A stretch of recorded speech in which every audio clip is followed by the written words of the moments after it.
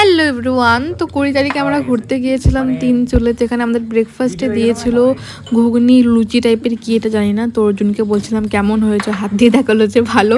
আমাকে সবাই বলছিল যে এখানে ট্রাই করে দেখো, খেতে অনেকটা ভালোই আছে। তবু আমি সকাল সকাল একদম পছন্দ করি না এসব খাওয়া। তো চলো তোমাদের ঘুরিয়ে দেখাই যে পাহাড়ের সকালটা কতটা সুন্দর লাগে। তো ও আমাকে অনেকবার করে বলছে যে খেয়ে দেখো, ভালো লাগবে, একবার ট্রাই করে দেখো। তো আমি খাইনি, তো ভাবলাম যে ঠিক আছে আমি ডিম সেদ্ধটা খেয়ে নিচ্ছি। তবু আমি হাফ খেয়েছি, ওকে দিয়েছি।